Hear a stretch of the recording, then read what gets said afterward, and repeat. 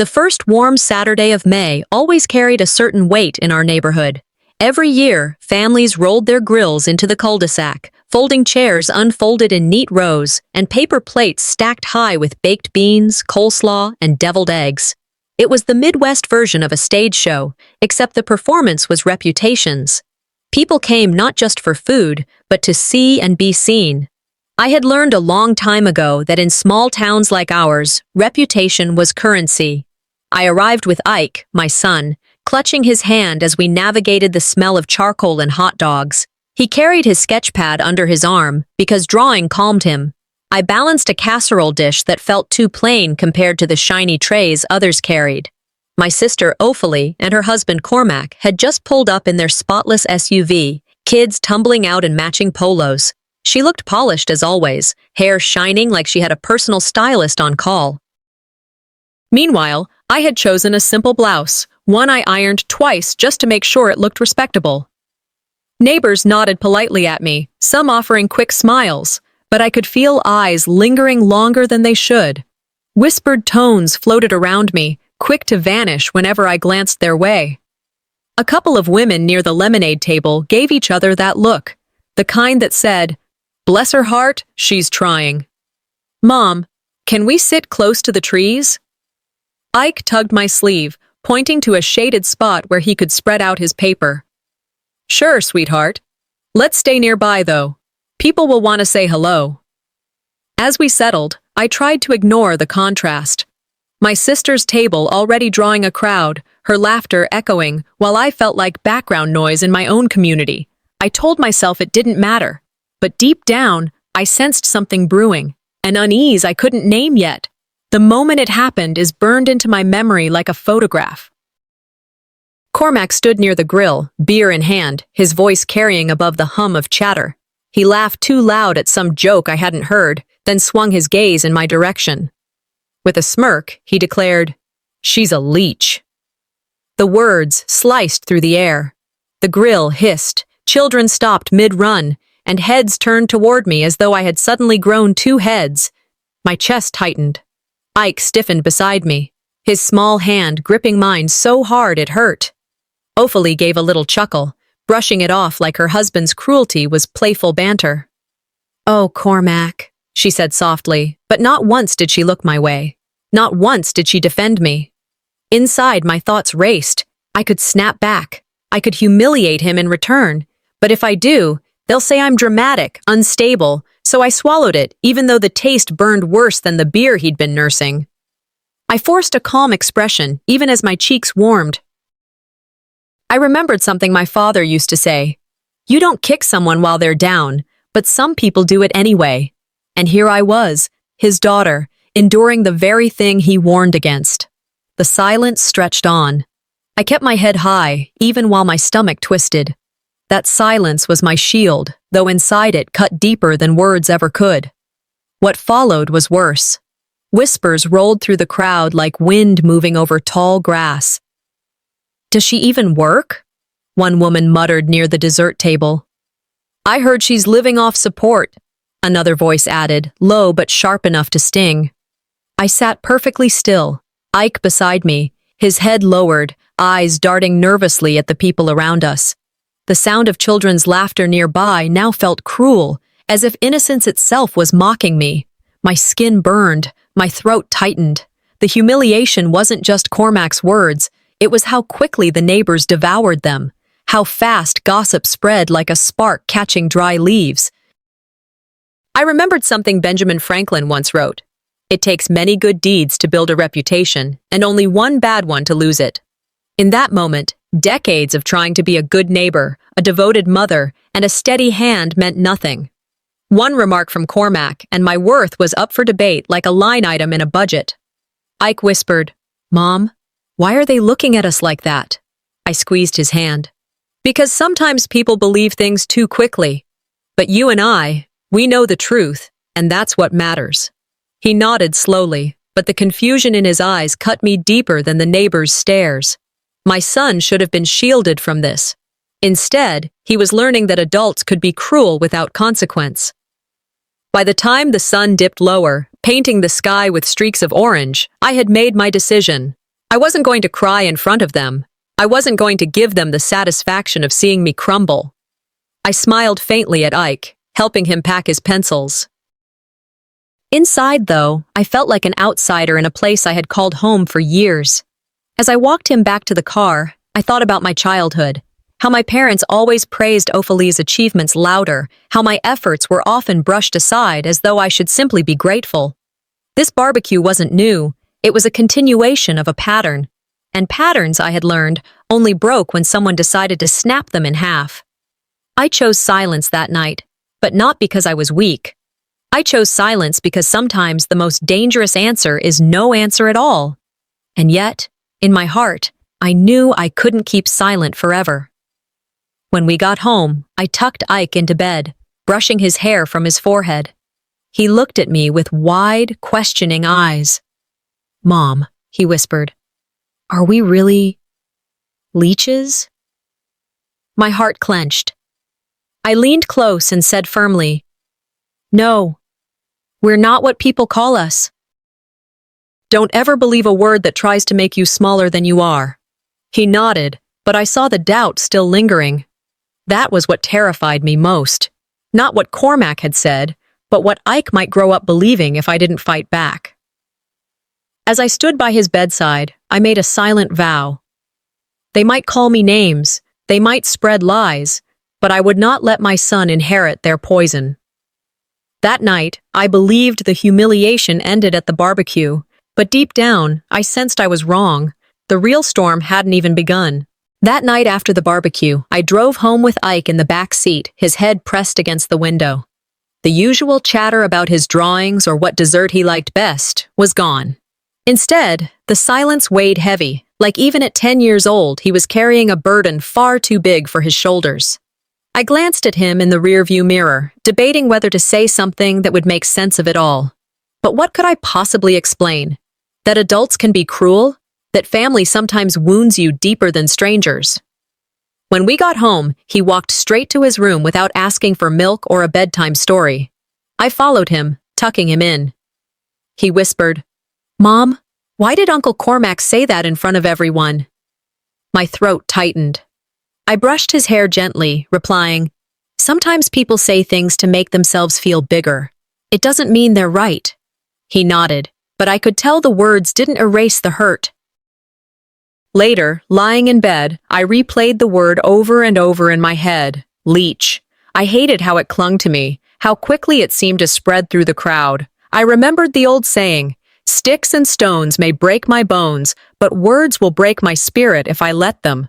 I tried to believe it, but the truth was, words can scar longer than bruises. I stared at the ceiling until dawn, already dreading what tomorrow might bring. The next morning, my phone buzzed. It was Ophelie. Her name flashing on the screen made me hesitate.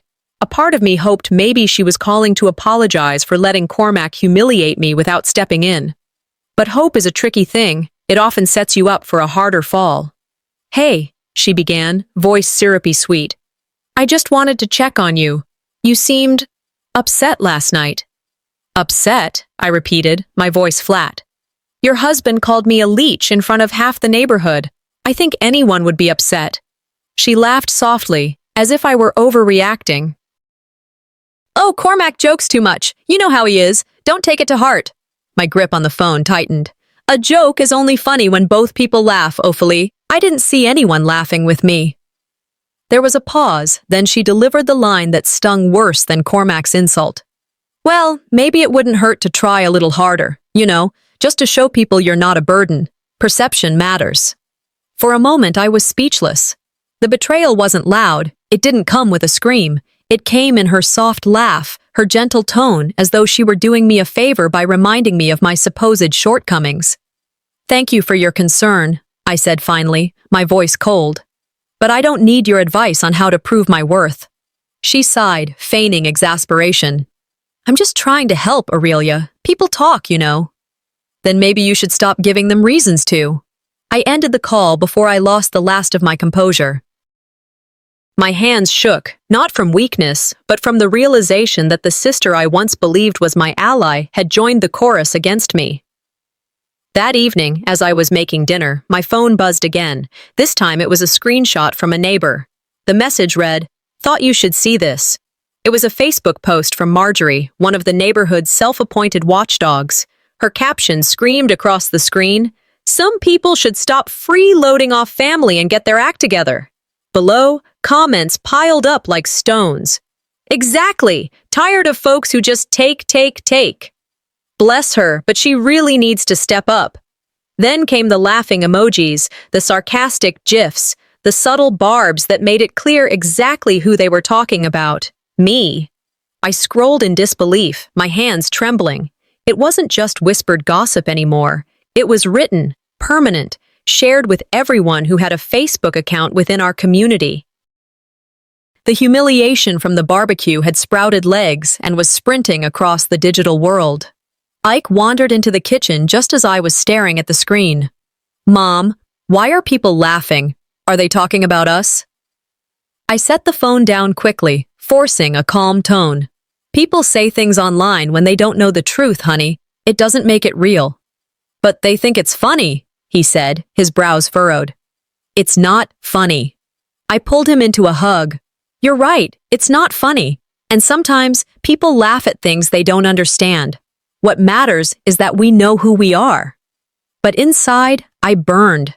In small-town America, reputations could be destroyed faster by a Facebook post than by any real evidence.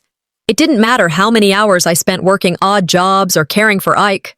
To them, a single caption had more weight than years of quiet responsibility. After I put Ike to bed, I stepped outside. The night air was cool, but my skin still burned from the humiliation. Porch lights glowed across the street, shadows of neighbors moving inside. I imagined their conversations, little groups clustered in living rooms, replaying the barbecue, laughing at the post, passing judgment like it was their hobby. I wrapped my arms around myself and stood in the darkness of my own porch, thinking, I feel like the only house on this street with no lights on, alone, isolated, but still standing. They could call me names. They could crop me out of their conversations. But I made a vow under those porch lights. They can call me a leech today. One day, I'll show them the truth. My silence wasn't surrender anymore. It was strategy. Before bed, I peeked into Ike's room. On his desk was a drawing he had made. 2 stick figures, me and him, holding hands. In the corner, he had sketched small figures laughing, their mouths wide with ridicule. My heart ached, but I whispered to myself as I kissed his forehead, I will not let him grow up thinking this is who we are. A week after the barbecue, my parents called and invited Ike and me for Sunday dinner. Their voices carried that polite insistence that left no room for refusal. Part of me wanted to decline, my pride still raw from Cormac's insult and the whispers that followed. But another part whispered that maybe, just maybe, they wanted to make things right. Driving to their house, I glanced at Ike in the rearview mirror. He was humming softly, sketchpad in his lap, unaware of the unease churning in my stomach. The closer we got, the tighter my grip on the wheel became. I tried to steady my thoughts. Give them a chance. It can't be worse than last week. The familiar brick house stood waiting, porch light on even in daylight, as though trying too hard to be welcoming. Inside, the scent of pot roast and biscuits filled the air. The dining room looked exactly as I remembered. Long oak table, lace runner, polished silverware. What had changed were the walls. New family portraits lined them, and every single frame seemed to feature Ophelie and Cormac, vacations, Christmas mornings, posed group shots where I was either in the corner or cropped out entirely. My chest tightened, but I forced myself to smile as Ike darted forward to hug his grandparents. When parents show favoritism, it's not subtle, it cuts. The old truth echoed in my head. I braced myself, knowing the evening wouldn't be as simple as roast and dessert. We gathered at the table. Claudia, my mother, moved quickly between the kitchen and the table, carrying dishes with exaggerated cheer. "Here you go, Cormac," she said, laying a heaping plate in front of him first. "And you too, Ophelie. You two have been working so hard on that new house. We couldn't be prouder." Cormac gave his polished smile, raising his glass. "It's nothing, really. Just another property deal closed last week." Right place, right time. Ophelie added with a little laugh. We're lucky to have each other, and lucky to have Dad's advice, too. She squeezed Cormac's hand for show, her diamond ring catching the light. My father, Henrik, leaned forward, his eyes softening as he turned to Ike. So, how's school, champ? Making straight A's? Ike brightened. Yes, Grandpa. I've been working on a history project. Mom helped me with the drawings. But before I could even exhale with pride, Henrik shifted back toward Cormac. That's great. It's important to have stability. And Cormac here, he's setting such an example for the whole family, providing, planning ahead, exactly what a man should do. I sat there with my fork untouched, listening as every word of praise skipped over me like I was invisible. Claudia finally placed a plate in front of me after everyone else had been served, her smile thinner, distracted. I whispered thanks, though no one was listening. Conversation flowed around me, thick with self-congratulation. We're so proud of you two, Claudia repeated, glowing at Ophelie and Cormac. You're keeping this family respected. I pushed peas around my plate, the silence pressing in on me harder than any insult. It was the kind of silence that screams, you don't matter here. Sometimes blood doesn't mean support, it just means relation. Dinner wound down, plates half empty, laughter fading into murmurs. I excused myself to fetch Ike's jacket from the hall closet. That's when I heard it, voices low in the study. The paperwork is almost settled, Cormac was saying. Henrik responded, his tone approving. Good, you're practical, son. You know how to handle things. I froze, leaning slightly toward the cracked door. Cormac's voice carried again, smug. Once my name's on it, there won't be any confusion. These things need to be streamlined. We can't have assets floating around unprotected. My stomach dropped. I realized with a chill what they were discussing, the small piece of land our grandparents had left behind, one that was supposed to be divided fairly among us children. Cormac wasn't streamlining. He was erasing me in ink. I stepped into the doorway. Handle things or take them? The room went silent. Henrik looked up, startled, while Cormac straightened, his smirk faltering. Henrik cleared his throat. Aurelia, this is family business. Cormac's just making sure everything is in order. In order? I repeated slowly, anger threading each syllable. By cutting me out? By pretending I don't exist? Claudia appeared in the hallway, wringing her hands. Don't start, Aurelia. He's only trying to help. You've been through a lot. It's easier this way. I stared at them, disbelief mixing with fury. Easier for who? For them, yes. For Cormac, definitely. For me, it was theft disguised as family duty. Ike padded into the hallway just then, clutching his sketchpad. Mom. Are we leaving? His eyes darted between us, sensing the tension. I forced a smile, laying a hand on his shoulder. Soon, honey. Go wait by the door. He nodded but lingered a moment, his small face worried. Are they mad at you? Adults can wound each other without raising their voices, I said softly, stroking his hair. Go on now. Once he left, I turned back. You call me a leech in public, then cut me out in private. This isn't care, it's control. Cormac finally spoke, tone sharp. If you managed your life better, none of this would be necessary. I met his gaze steadily. What you call managing, I call stealing. The silence that followed was heavy, filled with truths no one wanted to face. Driving home, the night pressed close around me. Ike had fallen asleep in the back seat, his sketchpad on his lap. Streetlights streaked across his peaceful face, a stark contrast to the storm inside me. They hadn't just humiliated me anymore. They had betrayed me on paper, turning blood ties into legal erasure. The insult at the barbecue had been cruel, but this was worse. It was systemic. It was calculated. I whispered to the dark windshield, if I let them erase me here, they'll erase me everywhere. Later, lying in bed, I pulled up a photo on my phone of our last holiday gathering. I zoomed in and saw what I had missed before.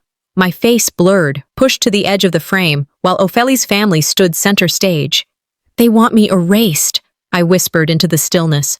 But they forgot. I'm still here. 2 weeks passed after that painful dinner at my parents' house, but the sting didn't fade. If anything, it spread. I noticed it first at the grocery store. As I pushed my cart down the aisle, I caught sight of Mrs. Hargrove whispering to another woman by the dairy case.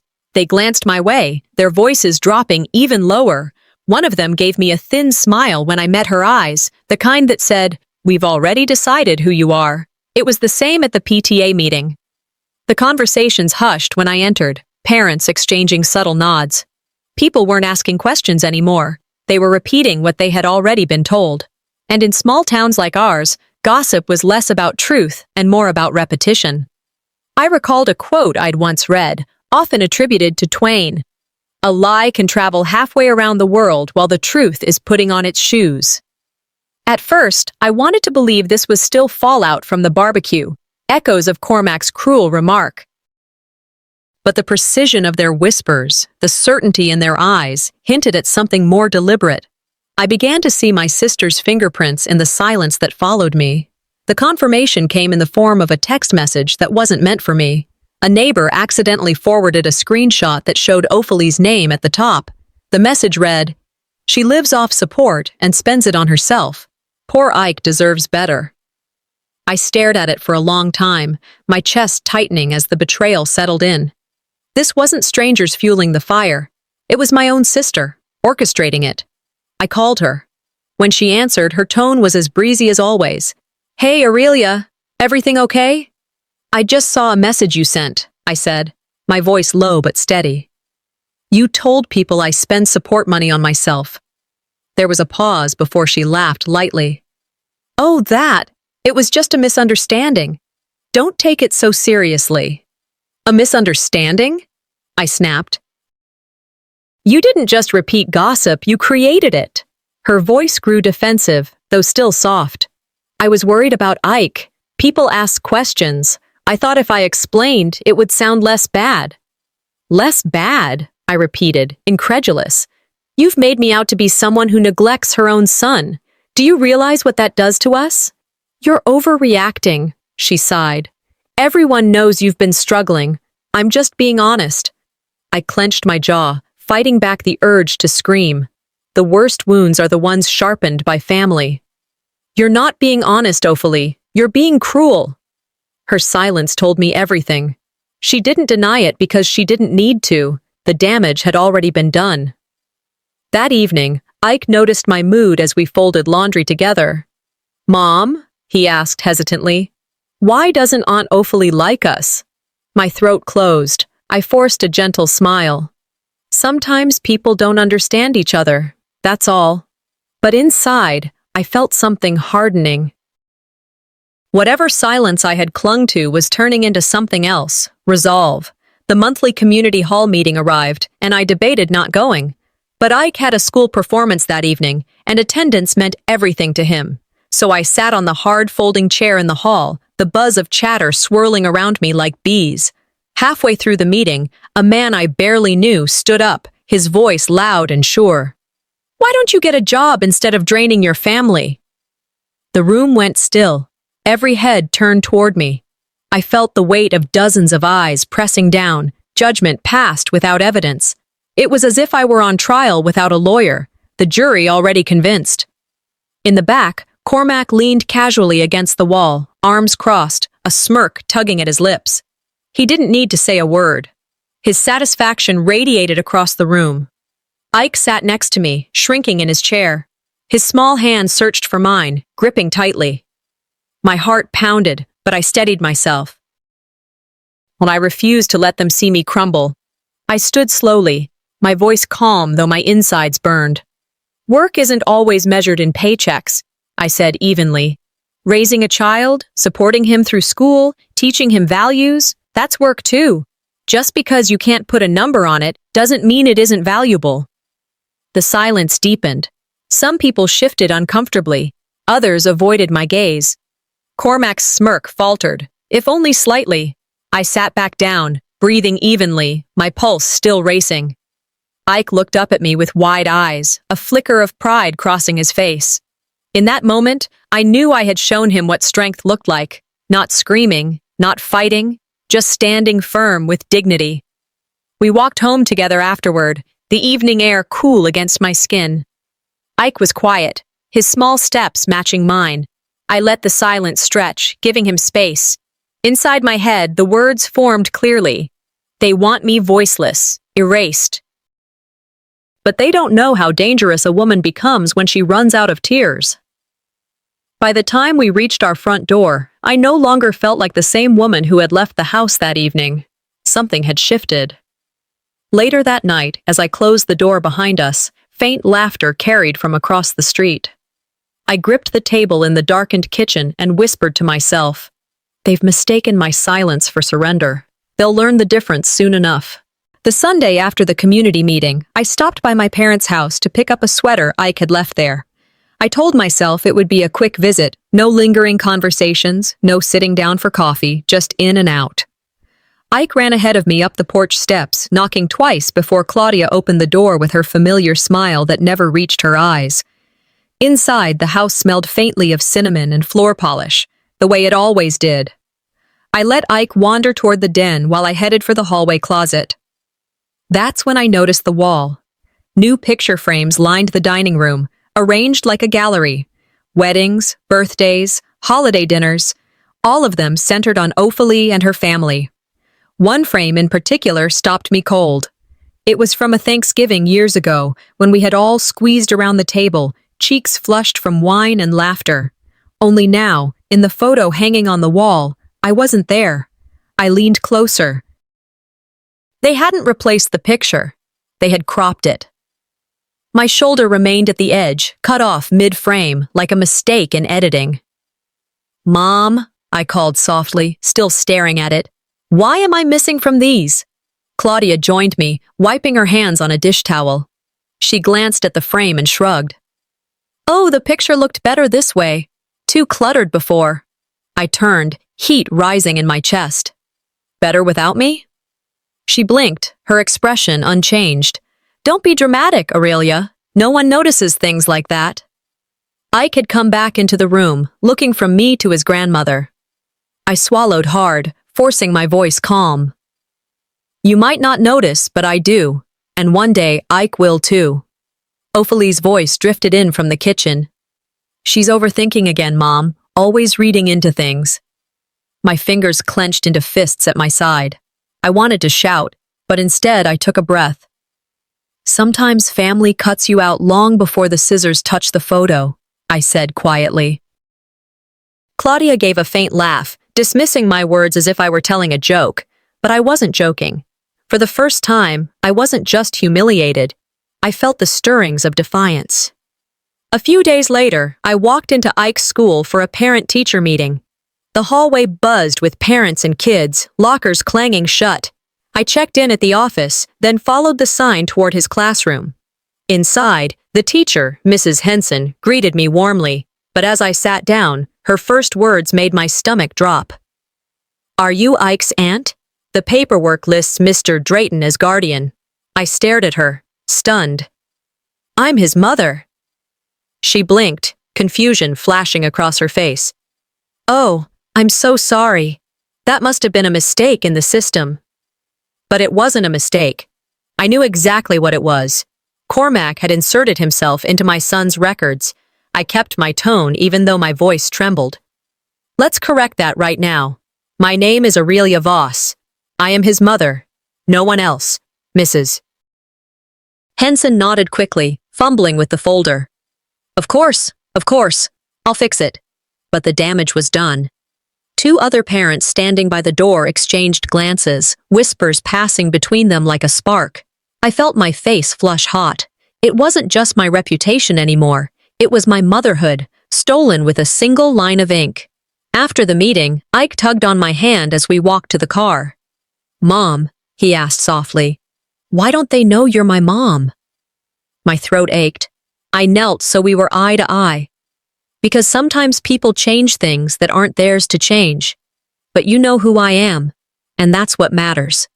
He nodded, but the doubt lingered in his small frown. And that broke me more than any whisper could. That evening, as I drove home, I gripped the steering wheel tighter than ever. Streetlights flickered across the windshield, each one like a drumbeat in my head. "They are rewriting my role," I told myself. but I will write it back myself. By the time I parked in the driveway, my silence no longer felt like surrender. It felt like a blade, sharp and waiting. Later that night, after tucking Ike into bed, I noticed a drawing on his desk. He had sketched our family again. Only this time, he'd drawn himself standing alone, with me missing from his side. In the corner, he had scribbled a shadowy figure labeled Guardian. My chest ached as I bent down and whispered into the quiet room. Never let anyone tell you who your family is. Not even the people who claim to know better.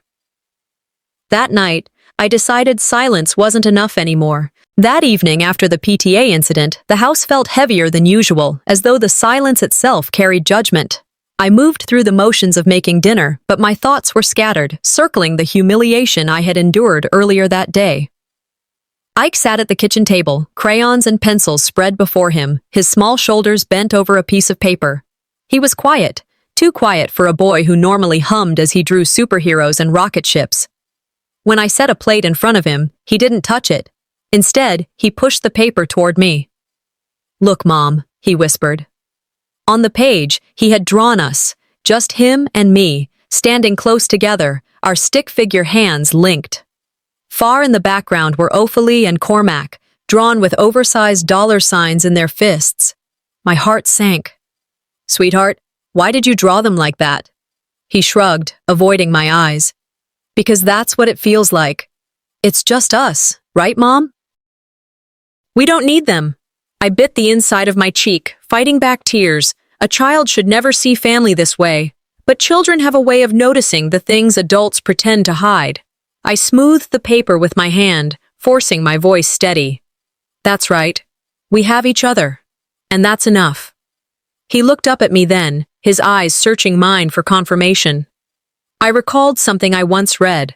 Children are great imitators, so give them something great to imitate. At that moment, I knew I had to be more than a victim. I had to be strong enough for him to copy. Later that night, I tucked him into bed. He shifted restlessly under the covers, twisting the blanket between his fingers. "Are you okay?" I asked gently, brushing his hair back. "I'm fine," he answered too quickly. I leaned closer. Silence in children is never empty. It's full of what they can't say aloud. "You know you can tell me anything, right?" He nodded, but his eyes stayed wide open long after I kissed his forehead and turned off the light. Something sat heavy on his mind. I could feel it. I sat in the living room afterward, a cup of tea growing cold in my hands, staring at nothing. The clock ticked louder than usual, each minute dragging. A strange unease lingered, though I couldn't place its source. Sometime past midnight, I heard small footsteps. Ike stood in the doorway clutching his tablet, his face pale in the glow of the screen. "Mom," he whispered, his voice trembling. "I think this was meant for Aunt Ophalie. But I saw it." I motioned him over, heart already racing. He climbed onto the couch beside me and handed me the tablet. On the screen was a group chat, Cormac's name bold at the top of one message. "We just keep her around so she doesn't starve. Pathetic leech." My chest tightened. The words stared back at me, undeniable proof of the contempt he felt, not whispered in a backyard this time, but typed, permanent. Ike's voice broke. "He was talking about you, wasn't he? About us?" I swallowed hard, my jaw aching from the pressure. "Yes, baby, he was." He looked at me, tears brimming. Am I supposed to pretend I didn't see it? I wrapped my arms around him, pulling him close. "No, you don't have to pretend. But you also don't have to carry this alone. That's my job." He buried his face in my shoulder, and I stroked his back, seething silently. Inside me, a storm raged. Cormac had crossed from casual cruelty into written evidence of his disdain. It wasn't just insult, it was ammunition. Ike pulled back slightly, his small voice shaking. Why does he hate us so much? I cupped his face in my hands. Because some people only see value in money and control. But that doesn't mean we're worthless. You are not what he says. You are mine, and you are enough. His lip quivered, but he nodded, clinging to me tighter. After he finally drifted to sleep again, I sat alone in the dim light, the tablet still in my lap. I copied the screenshots onto a USB drive and tucked it into the drawer of my desk. My hands shook. Not from fear this time, but from a simmering determination. Words cut deep, I whispered into the quiet room. But written words can cut back. I stared at Ike's drawing still on the table, the two of us together, the others holding their money bags in the distance.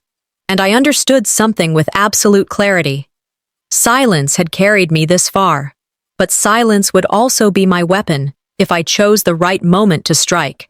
I had decided I wasn't going to let their whispers keep me in a corner. That resolve carried me into the little cafe on Main Street one Tuesday morning with a folder tucked under my arm and Ike's encouragement echoing in my ears. The night before, he had sat with me at the kitchen table, helping me rehearse answers to mock interview questions. "Tell them how good you are with people, Mom," he had said earnestly, "and how you always finish everything you start." His trust in me felt like armor. I wore my best blouse, ironed twice, and shoes I had polished myself. As I walked in, the smell of roasted coffee beans and cinnamon muffins greeted me.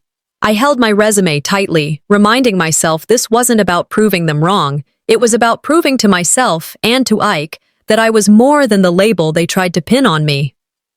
The manager, a middle-aged man with kind eyes, invited me to sit. At first, he seemed open, asking about my background and my availability. But soon, something in his tone shifted. He shuffled through my resume, cleared his throat, and leaned back. "Look," he began carefully, "I don't mean to pry, but we've heard you've had stability issues. I have to think about reliability for this role." My stomach dropped. "Stability issues?" I asked, keeping my voice even though my pulse quickened. He hesitated, clearly uncomfortable. "People talk. I can't ignore what's been said." I realized then what had happened. Ophelie. She had poisoned this too. I sat straighter, forcing my voice steady. "You're basing my worth on gossip, not my work. I came here with skills and a willingness to prove myself. That's what should matter." His cheeks reddened. "I didn't mean to offend. It's just, in a small town, reputation counts." I rose, smoothing my blouse. "I know. But sometimes reputations are built on lies. That doesn't make them true." I walked out with my head high, but inside, I was shaking. Humiliation in a professional setting cut deeper than whispered comments at a barbecue. This wasn't just about neighbors anymore. It was my sister sabotaging my chance to rebuild. A week later, I found myself at another neighborhood party.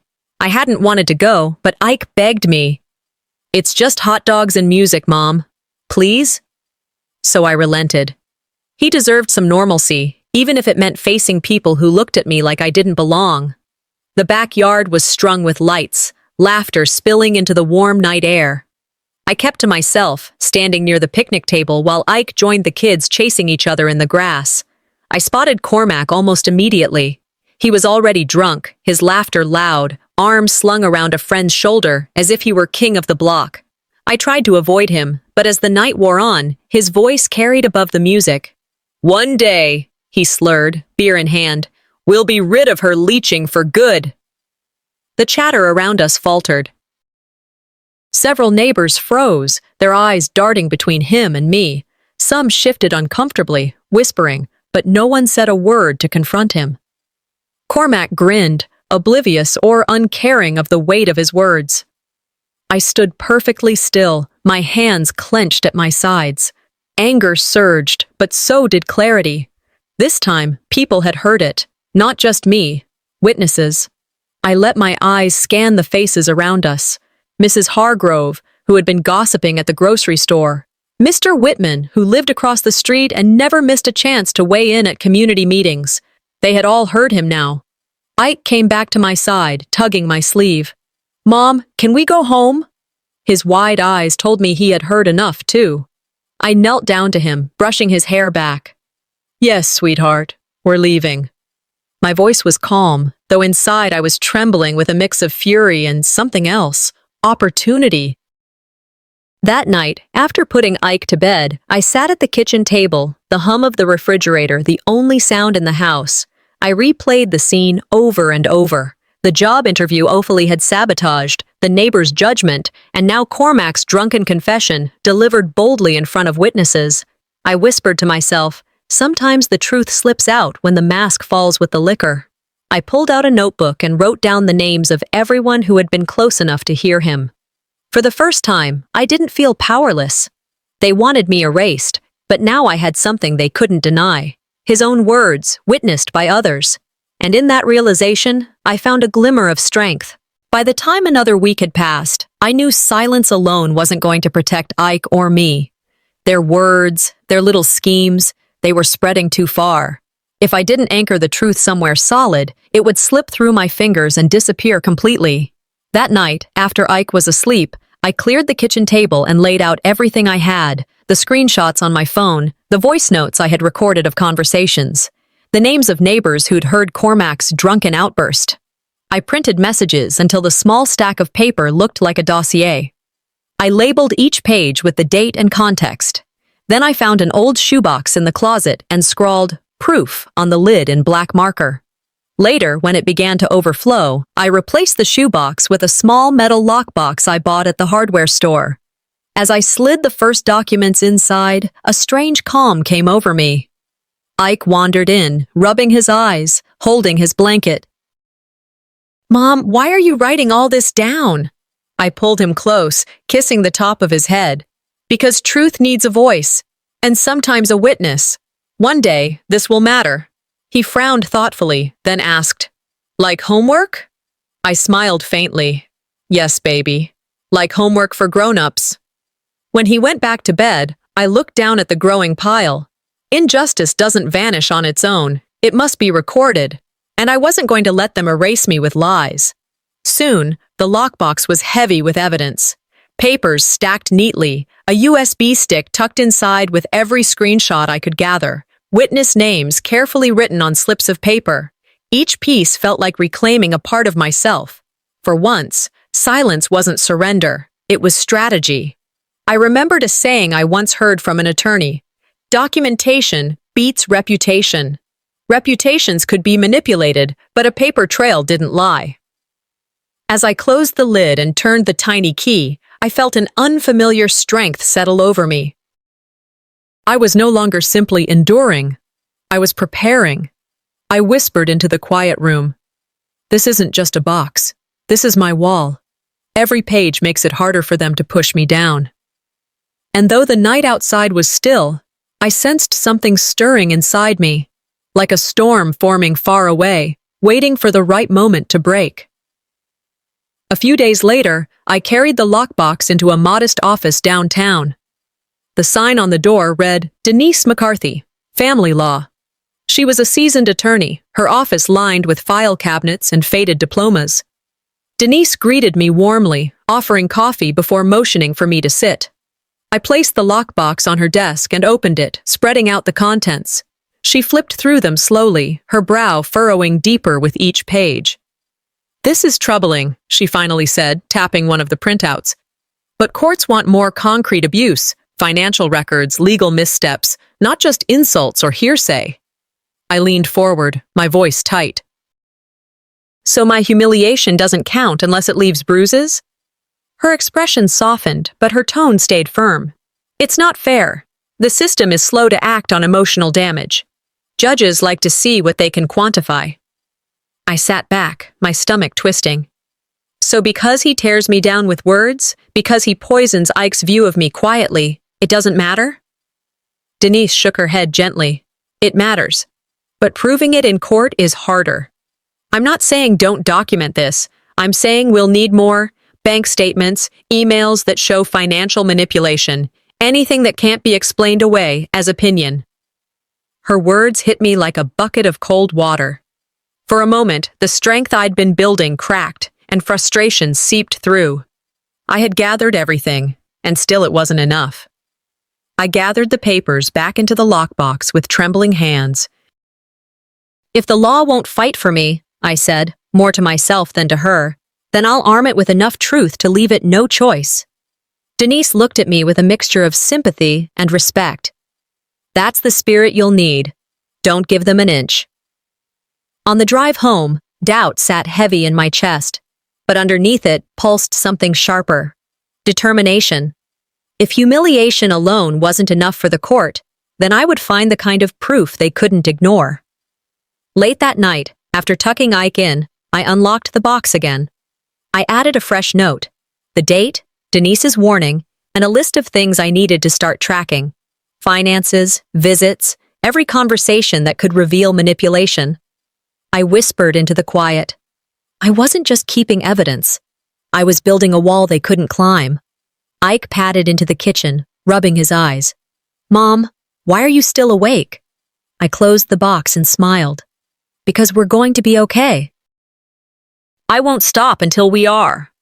He nodded sleepily, resting his head against me for a moment before heading back to bed. I closed the box firmly, locking it with a click.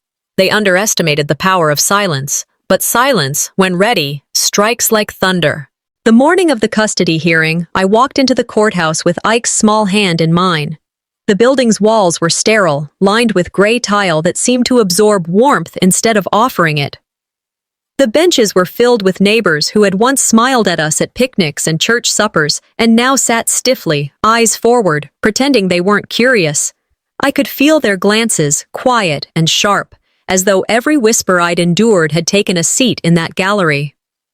Ophalie and Cormac arrived polished, rehearsed. She wore a navy dress that matched his tie, their smiles timed like a practiced performance. I felt the sting of comparison, but I forced myself to look only at Ike, leaning down to whisper, "We'll face this together." He nodded, gripping tighter. I reminded myself of something I had once said silently after the barbecue. The law may be blind, but it listens to the loudest voices first. Today, I would find out whether truth had a voice of its own. When Cormac took the stand, he did so with the ease of a man who believed his story was already written. His voice was calm, smooth, filled with what he thought sounded like concern. "I only want stability for Ike," he began, glancing toward the judge with practiced sincerity. "He's been through a lot, and while his mother means well, she's emotionally fragile. I've had to step in more times than I can count. She struggles to keep steady work. The boy deserves better." Each word landed like a stone against my chest. Fragile.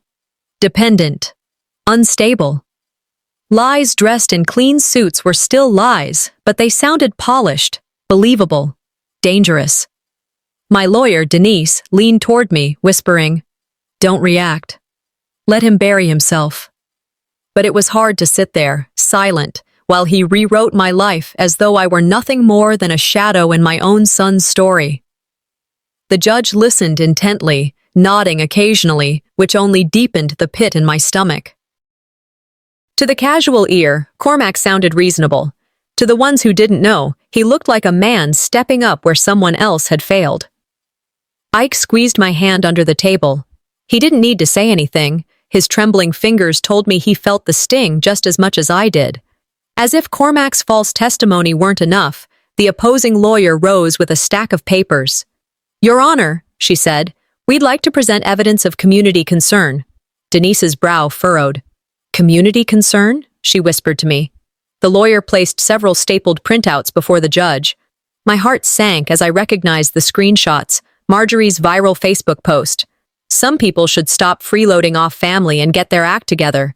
And beneath it, the comments, littered with laughing emojis and sarcastic remarks. "She's been a burden for years. Poor kid. Some mothers just aren't cut out for it." The judge flipped through the pages slowly, his face unreadable. But to me, it felt like every word had already been carved into stone. Inside my head, I screamed, "Since when does gossip decide custody?" Ike's hand tightened around mine. His eyes darted from the pages to my face. I forced a small smile, though inside, humiliation rose like a tide. My reputation was on trial, not my parenting. Denise stood quickly. "Objection, Your Honor. Social media posts are not evidence. This is hearsay at best, malicious slander at worst." The opposing lawyer smirked. "We're not saying it's fact. We're showing perception, and perception in a child's community is critical to his well-being." The judge considered, then shook his head. "Objection overruled." I'll review them. My pulse hammered. I stared down at the table, fighting the urge to argue, to shout that this wasn't justice, it was theater. Humiliation pressed against me like the weight of every whisper from every porch light on our street. I made a choice in that moment. I would not rise to their bait, I would not break. They had called me a leech, unstable, fragile. They had used gossip as if it were gospel, but words weren't facts. Soon, facts would speak louder than they ever could. I sat straighter, breathing deeply, my silence sharp as steel. The judge paused, setting the papers aside. Does the petitioner have any evidence to present? Denise turned to me, searching my eyes. I looked at her, then at Ike. He gripped his notebook, his small knuckles white, his lips pressed together with resolve. In that instant, I knew. The silence was about to end. The judge's words still echoed in the silent courtroom. Does the petitioner have any evidence to present? My heart raced, but I kept my face composed, refusing to let Cormac see the fear gnawing inside me. Denise leaned slightly toward me, her hand resting on the pile of papers we had brought, but her eyes moved past me, to Ike. I followed her gaze. My son sat stiff in his chair, his notebook clutched so tightly his knuckles turned pale. He looked up at me, eyes steady but trembling around the edges, and whispered, "Mom, can I say something?" For a moment, I froze. He was only a child. He shouldn't have to shoulder the weight of this battle. I wanted to protect him from the ugliness of it all. But then I saw the determination in his face, the same quiet resolve I had been carrying for months reflected back at me. I leaned close, brushing his hair back. "Are you sure, Ike?" He nodded firmly, whispering, "They need to hear the truth." My throat tightened. I pressed his hand once, then turned to the judge. "Your Honor, my son would like to speak." The judge raised an eyebrow, curious. "Very well, young man, approach the stand." Ike rose, legs a little shaky, but his head held high. He carried his notebook like it was armor, walking slowly to the front. The entire room shifted. The neighbors leaned forward. Lawyers exchanged uneasy glances. Even Cormac's smug smile faltered for the first time. Ike climbed onto the witness seat, his small hands trembling as he opened the notebook. His voice wavered at first, but it grew steadier with every word. "My dad's brother, Cormac. He sent these messages." He held up a page where he had carefully copied the text for fear the originals might disappear. His voice cracked as he read aloud. "We just keep her around so she doesn't starve. Pathetic leech." A ripple moved through the courtroom. The judge's eyes narrowed, and whispers broke out among the gallery. Ike swallowed hard, then looked directly at the judge. "He was talking about my mom. About me." The words hit harder than any document ever could. My chest ached with pride and heartbreak all at once. No child should have to carry this truth, yet he did, with a bravery that silenced every whisper in that room. Denise stood quickly, passing the judge the actual screenshots preserved on a USB drive. "These are the original messages, Your Honor." Cormac's lawyer jumped up, sputtering. "Objection! This is being taken out of context." But the judge raised a hand, silencing him. "Sit down, counselor." He turned back to Ike, his tone softening. "Thank you, son. That was very brave." Ike nodded, his eyes flicking toward me. I gave him the smallest smile, tears burning at the edges of my eyes, but refusing to fall. The emotional tide had turned, and I knew it wasn't finished yet. Denise cleared her throat, standing tall. "Your Honor, in addition to these messages, we have documentation regarding Mr. Drayton's financial conduct." Cormac shifted in his seat, color draining from his face. Ophelie leaned forward, whispering something to him urgently, but he didn't respond. Denise laid out the papers on the desk, bank records, property paperwork, evidence of misuse of the family trust. "This is not only emotional neglect," she stated clearly, "but financial misconduct. Funds were redirected without authorization. Property titles were altered. My client was deliberately erased from assets meant to be shared." The judge scanned the documents, his brow furrowing deeper with every page. He lifted his gaze to Cormac. "Do you have any explanation for this?" Cormac opened his mouth, but nothing came. He stammered once, then again, before falling silent. The mask he wore so carefully at barbecues and block parties, at church gatherings and family dinners, cracked right there in front of everyone. The room was utterly still. Neighbors who had once laughed at me now stared at him, some with disgust, others with shock. Even Ophelie looked pale, her hands twisting in her lap. Ike had returned to my side by then, slipping his hand into mine. I squeezed it, the warmth of his small palm grounding me in the storm. I sat straighter, breathing evenly as the judge shuffled the papers. For the first time in months, I felt the tide pulling in my favor. I didn't win because I shouted louder, I reflected silently. I won because silence carried the truth until the right moment. Ike looked up at me, pride glowing through the lingering fear in his eyes. I squeezed his hand once more. The judge set the documents down and leaned forward. This court will recess briefly. A verdict will be delivered in the next session. As the gavel struck, I closed my eyes just for a moment, letting the sound settle over me like a final confirmation. The silence had spoken, and the truth was now undeniable. For the first time, I thought, opening my eyes again, I felt the tide turn. But victory was not yet in my hands. It was waiting on the judge's word. The courtroom still buzzed faintly after Ike's testimony and Denise's presentation of financial documents. I could feel the current shifting, but the air remained tense, heavy with the weight of what was unsaid. The judge leaned forward, his gaze fixed directly on Cormac. His eyes were sharp, piercing through the suit and polished tie, as though he were stripping away the facade piece by piece. "Mr. Drayton," the judge said, his voice low and deliberate, "do you have any explanation for these words and these records?" The silence that followed was suffocating. It wasn't the ordinary pause of a courtroom. It was as if the years I had spent enduring humiliation had condensed into this single moment. I held my breath, my fingers clasped around Ike's hand under the table. I thought back to all the times I had been silenced, the barbecue, the family dinners, the whispers in the grocery store aisles. Every ounce of betrayal was condensed now into one question, one he couldn't laugh off, one he couldn't dismiss with a smirk. Cormac cleared his throat, his confidence faltering. It was a joke," he stammered, voice unsteady. "Taken out of context. People twist words." His lawyer jumped to his feet. "Your Honor, perhaps we should request a recess." The judge raised a hand sharply. "No, sit down." The lawyer froze, then sank reluctantly back into his seat. Cormac's palms were slick against the table, his jaw clenched tight. He tried again, his words tumbling. "I never meant... This is all being blown out of proportion. She's making me out to be something I'm not." I studied him carefully, noting the beads of sweat forming at his temples, the way he avoided eye contact with anyone in the room.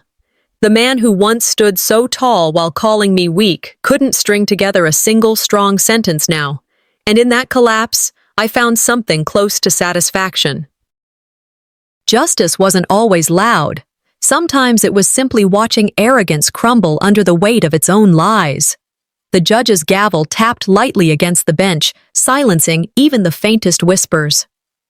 The room froze, as though the fluorescent lights hummed louder than any human breath.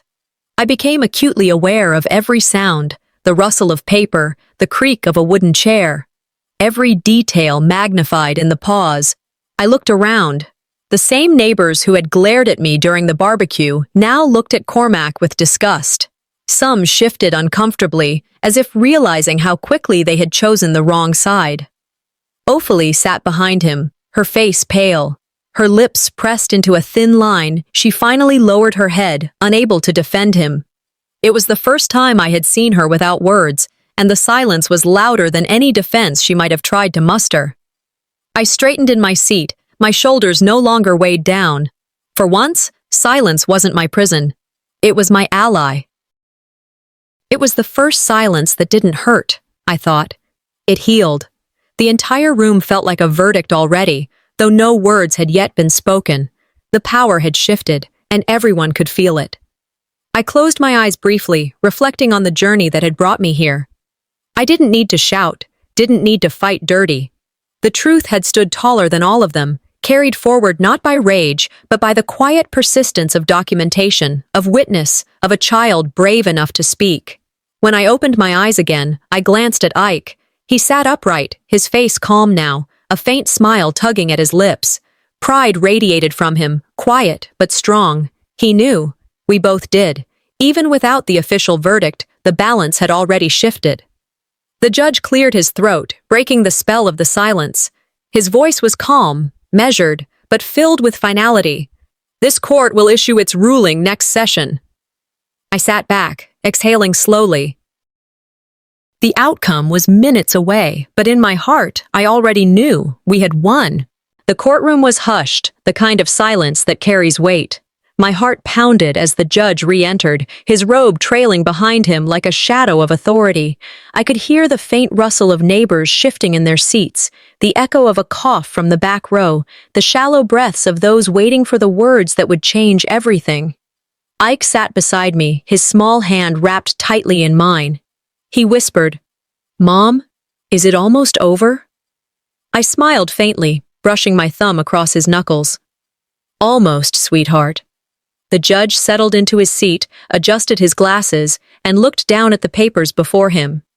Then his eyes rose, sharp and steady, pinning Cormac in place. "This court has reviewed all testimony, all documents, and all evidence presented. Today, the decision is final." The room leaned in as one. "This court grants full custody of the child Ike to his mother, Mrs. Aurelia Voss," the judge declared. "Furthermore, financial control is awarded to her, and Mr. Drayton is hereby stripped of all influence regarding family trust assets."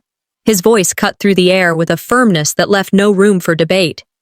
"This court does not tolerate manipulation of a child or misuse of family assets." For a moment, there was silence, then a collective exhale. I felt tears sting my eyes, but they weren't from pain.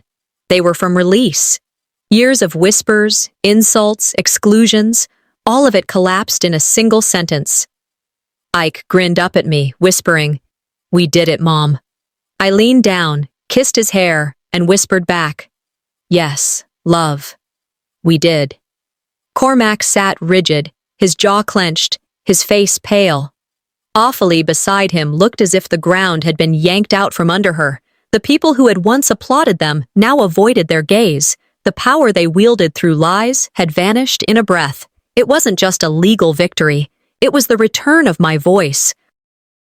Outside the courthouse, the sun was bright, almost too bright after the dim hallways of judgment. As Ike and I stepped onto the steps, neighbors who had once glared now shifted nervously toward me. Marjorie, the woman whose Facebook post had fueled so much of the storm, approached with a tentative smile. "Aurelia," she began, her voice faltering. I'm sorry. We were wrong to believe them." I met her gaze steadily. The old me might have crumbled, desperate for acceptance, but not today. "I don't need apologies," I said firmly, my voice clear. "I just need you to remember the truth next time. Don't let gossip be louder than decency." Her cheeks flushed. She nodded quickly, retreating into the crowd. Others murmured words of support, some embarrassed, some contrite. But I wasn't here to collect apologies. I had no room for bitterness, only for truth. Respect, I thought, is earned when silence is broken at the right time. That evening, after the noise of the day had faded, I sat quietly at home with Ike. The house, modest as it was, felt different. It wasn't walls and roof alone. It was safe, ours, undisputed. I reflected on the road that had brought me here. I hadn't won by screaming louder, by matching insult with insult. I had endured, I had gathered, and I had waited. And when the time came, truth spoke louder than any of their accusations. Revenge, I thought, wasn't about shouting them down. It was about living so fully they could never erase me again. I felt strength rise where humiliation once lived. Healing had begun, not from forgetting, but from transforming every scar into something unbreakable. Later that night, Ike tugged on my hand and showed me a drawing he'd been working on at the kitchen table. This one was different from the others. No shadows, no figures in the distance holding money bags. Just him and me, hand in hand, standing in front of a bright yellow sun. He looked up at me with a smile so wide it erased the heaviness of every courtroom, every cruel remark. "Mom," he said, his voice light. "We're free now." I pulled him close, my throat thick with emotion. "Yes, sweetheart. We're free." In his smile, I saw not just freedom, but proof that love had survived every lie, every betrayal. It had endured, stronger than anything they tried to take from us. As I tucked him into bed, I held his hand a little longer, letting the moment sink in. I whispered softly, more to myself than to him. They thought silence meant weakness, but silence, when used wisely, became my loudest victory. And for anyone who had ever been silenced, I knew this story wasn't just mine. It was a reminder. Truth waits for its moment, and when it comes, it roars,